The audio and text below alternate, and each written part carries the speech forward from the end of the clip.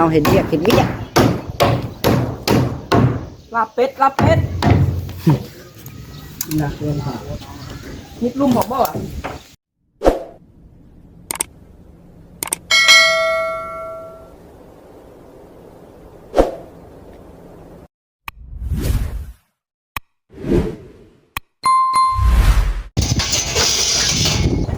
เอาพี่น้องเนาะวันนี้มาพบพอกันอยู่ทางบ้านนาเก่งเด้อพี่น้องเลยมาเห็ดเรือนทางในดองเพื่อนพี่น้องเนาะเรือนผสมพี่น้องเนาะเรือนทางพ่อแม่ผสมหรือว่าเรือนทางในดองนั่นแหละพี่น้องเลยเนาะจังไรก็ได้สบายดีและสวัสดีพ่อแม่พี่น้องเอฟซีที่หักแพงเบอร์สู่คนพี่น้องเลยพบพอกับท่านน้องหลาอีกเก่าคือเดิมเนาะเพิ่มเติมในมื้อนี้พี่น้องเลยสิมาเบิ่งทำกันพี่น้องน้องหลาก็ได้บ่ได้มาแต่ดุนพี่น้องเลยเนื่องจาก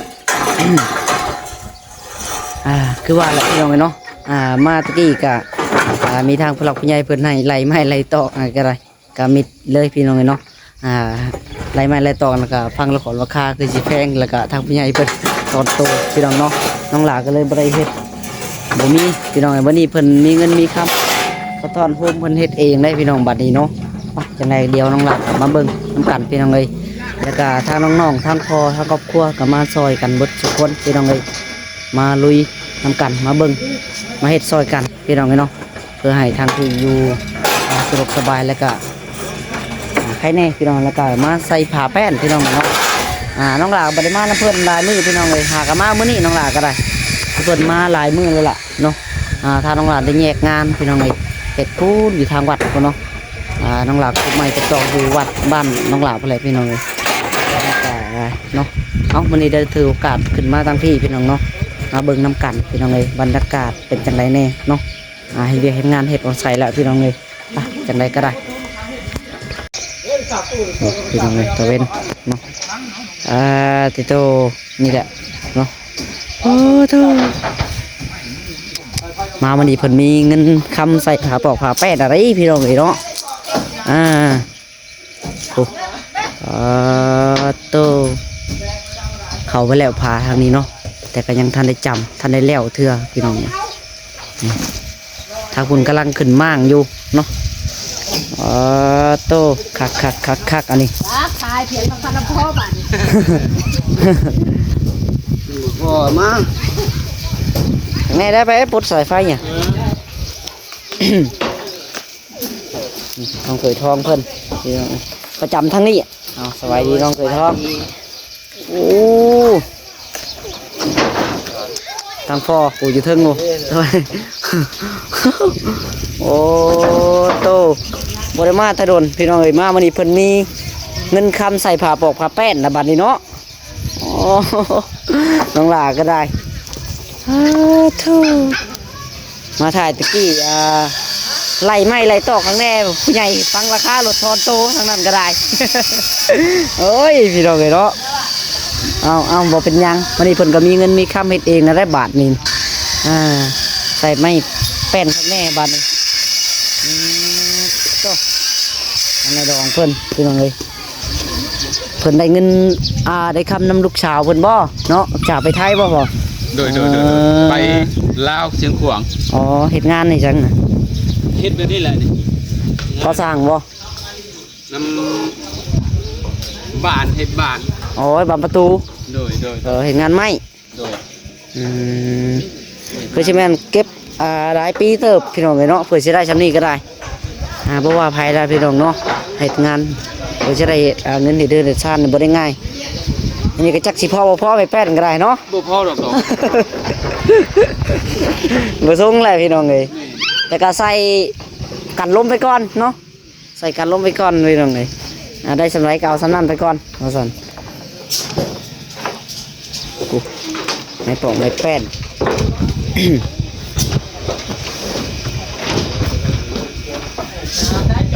มางแล้วทางนี้มอสูงโอ้ตุ๊เดี๋ยวหลาโซนหล่อรอบๆก่อนพี่น้องยังโซนขึ้นไปเบิ่งกันเทิงเนาะรอเบิ่งก่อนเหยียบตะปูยี่ดอกเข้าไปโอ้เบิ่งส่วนสีมาทางใดแน่ ดินดอนต้นหญ้าก็คือว่าสงว่าแล้วพี่น้องนี่เขาจะลมเฮือนแต่ว่า นั่นแล้วนี่ก็เฮือนกับเจ้าดิเห็นบ่ผิดกันเลยตะลมเฮือนพี่น้องเนาะ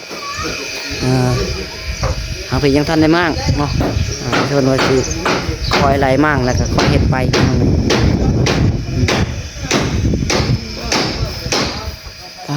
โตโอ้ข้างนี้ก็ยังคือเก่าพี่น้องทันได้มากเถื่อเนาะโอ้ดีใจน้ำเพื่อนพี่น้องเลยเนาะที่มีความสำเร็จนี่แหละพี่น้องไม่ตกไม่แป้นก็ได้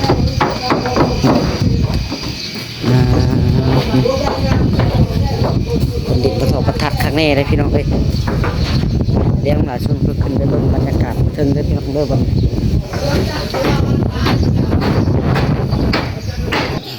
ฮะ ยังสวยอะไรก็พี่เราเลยบรรยากาศของเทิงเพื่อสูงขนาดเนาะบึกใดก็ได้เห็ดเด็ดมือเราถอยท้องอันนี้มือแหละไม่เห็ดอยู่นี่ก็ได้2 มื้อ 2บ่โอ้ไว้ยื้อซะเนาะไว้ยื้อพี่น้องเลย2 มื้อ3 มื้อนี่แล้วเนาะ2 มื้อ3 มื้อพี่น้อง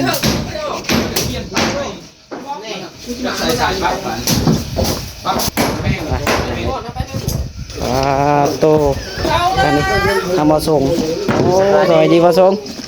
โอ้ทูดีใจเลยพี่น้องเลยไม่ใช่ผ้าแป้นแหละพ่อขึ้นคือหักก้นเดียวพ่อให้ไม่ทงเลยนี่ไม่ให้พ่อว่า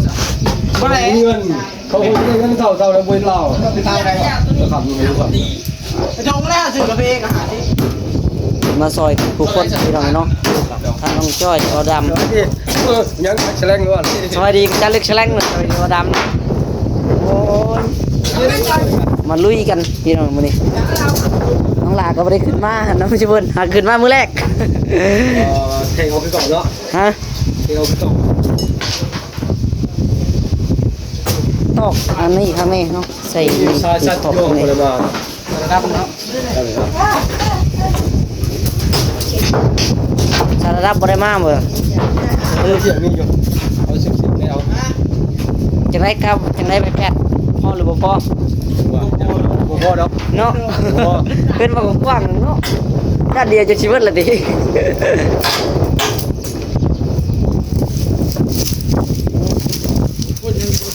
น้ำขึ้นบ่เอา3 แผ่นเอา3 แผ่นเบิ่งขึ้นบ่ได้ขึ้นเทิงขึ้นไม่จ่อยถูกเกิดก็ต้องเกิดโอ้ยตายไปชื่อมันยังเลยใช่เกิ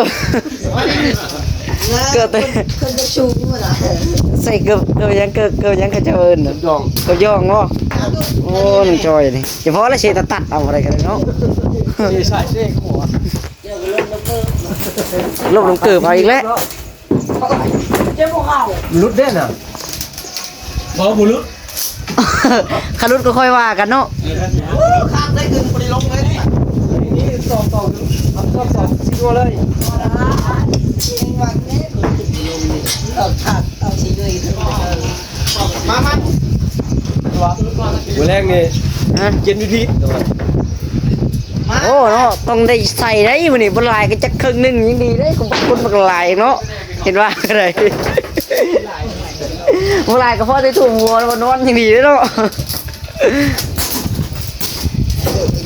ดีประทัดคักแน่ได้พี่น้องเนาะเดี๋ยวความละเอียดแล้วก็งามนั่นแหละงามยุ่ใส่แล้ว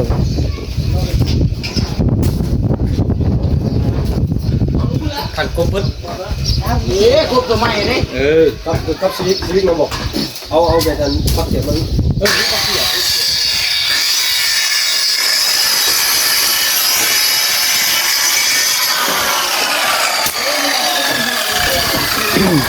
พากันป้าน้องธันวาขึ้นมาพี่เบิดเนาะบาทก็ไอ้ลีโลคืนนี่ไปโอ้ธันวาเลยไม่ได้ดังนะจะอยู่บ่เสียงตู้บ่ได้ดังเสียงตู้เพราะว่ามีงานในพี่น้องเลยมีงานในบ้านไอ้ลีโล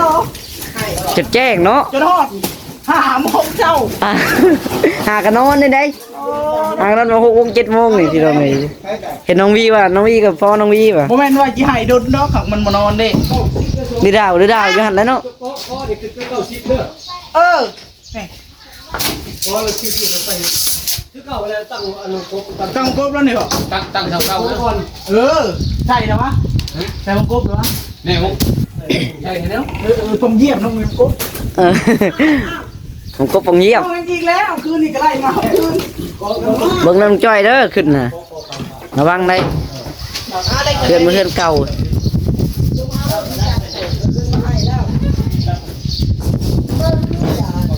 ยัดไม้ดอกไม่ยัง เอ้ยตัวนั้นเดี๋ยวเอานอกเลยมันคือสีรัวเลยนี่ นั่นแหละไม่ดอกแล้วเบิ่งได้ขึ้นเลยวะ เอาไปจ่องไว้เดี๋ยวนั่งเลย มาเขาใส่เส้นเรื่องกันแหนดอก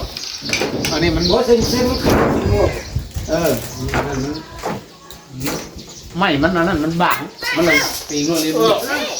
เฮ้ยเคยที่ครูเล่นแล้วก็ที่เป็นหา ไปที่ตรงไหนปุ๊บเอา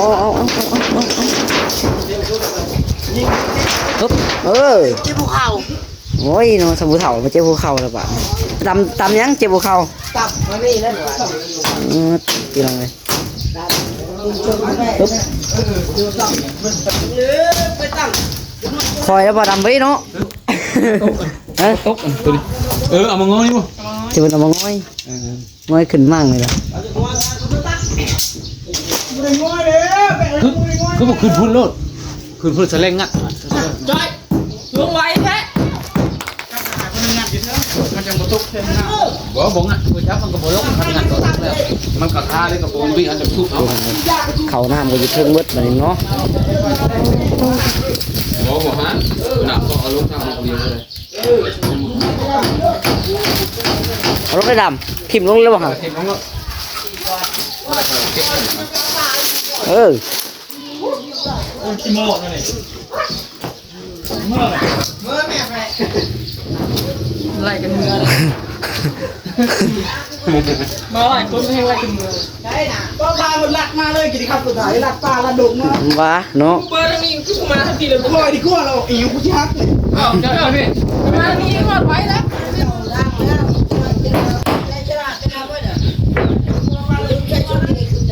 พอตีก็ได้ขอต้อง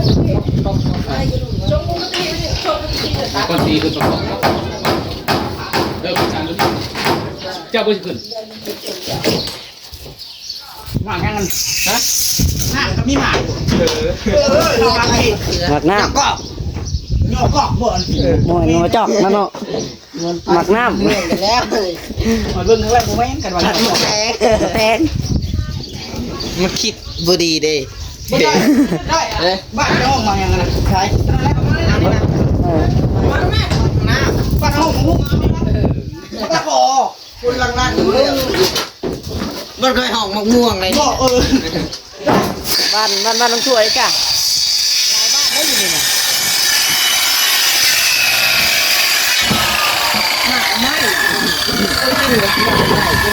มะขามดำน่าด เอาไปน้องเจอนะครับตะกอน้องเป็น เขาเปลี่ยนใหม่บ้านค่อยตะกี้เขาออกมะพร้าวนั่นมะพร้าวก็เปลี่ยนใหม่ ข้าว ลายมาเป็นม่วง เอา แล้วก็จะกินลายเลย ไปลักคนตีก่อนไปแล้ว ำกินกาแฟป่ะ มาส่งท้ายโชว์เลยเอ้ย เป็นไงสู้กำลังหน่อยหนึงจะเป็นวะเนาะ ว้าอันนี้ แน่ลงแมตแล้วโอ้ย ไม่ใส่เส้นที่หัวเดี๋ยวนี้เรา ลงแมตแล้ว โอ้ยยังเกือบแม็กดูไปยักษ์ โอ้ยไปแทกไม้3 เม็ด1 เซน แรกยังลาทีละ เอามาแทกดีเราลืมนะเป็นน้ำเกลือแล้วบอกมังกุ้ง มึงหงว่ามึงหงเริ่มหนักเนาะ 3 เม็ด คนประตูเขียวไม่ยอมเอาในนั้นได้วะ มัน4 เมตรพุ่นแล้ววันมัน4 เมตรพุ่นแล้ววะ ว่าไม่ม่วง มัน4 เมตรปลายมันบอก ก็3 เม็ด กว้างเติบ 31 3 เม็ด 31นี่ กูก็ได้ยินอยู่ครั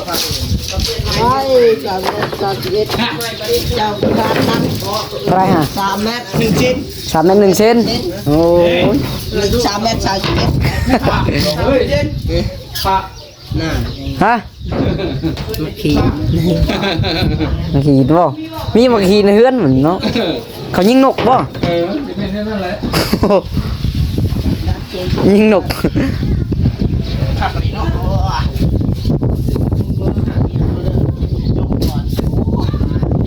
ยังหลับเอา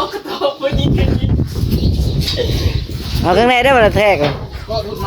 เอามาถอยก็ข้างใน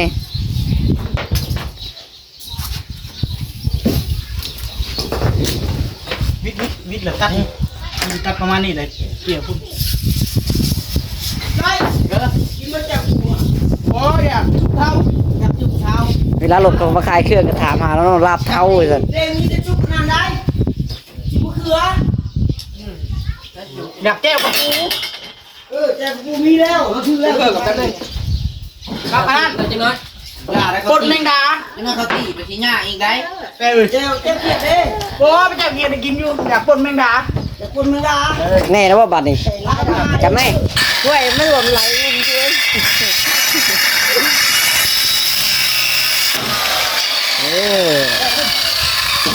แซ่บรูปมันนี่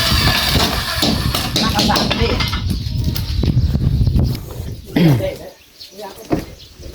นี่พี่น้องนี่ตกเครื่องของเป็นเต็มเพื่อนอยู่ เขาน้ำก็ได้เนาะป้างป่านนี้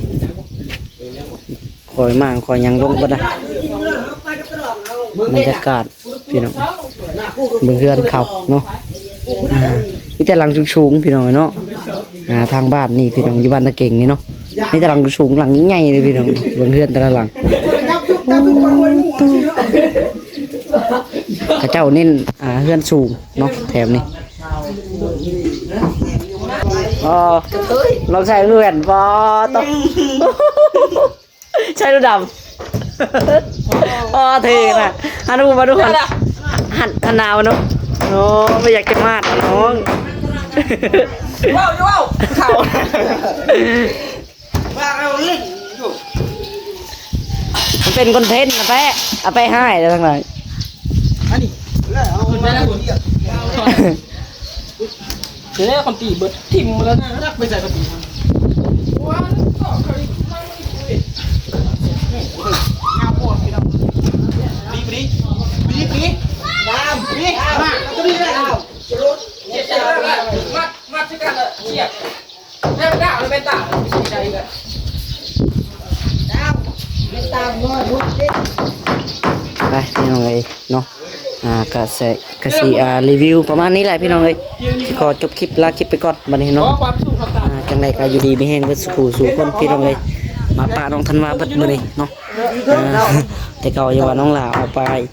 เฮ็ดงานอยู่ในบ้านเอามาจอบเบิ่งพี่น้องเลยมื้อนี้มาพี่เบิดได้มื้อนี้เนาะเฮ็ดมาลุยน้ำกันเบิดสู่คนพี่น้องเลยสอนทำนั้นแล้วเนาะตัวจักลมจักหนาวพี่น้องเลยอ๋อเอาจังไรก็ได้โอเคพี่น้องเลยสำหรับคลิปนี้ก็ได้จะขอตัวไปก่อนพี่น้องเลยเนาะสบายดีแม่ๆซีเบิร์สุขคนพี่น้องเลยถ้าว่าคำเอาคำด่าคำหนึ่งบ่งามก็ผิดพลาดต้องขอโทษขออภัยหลายๆครับเนาะบ๊ายบาย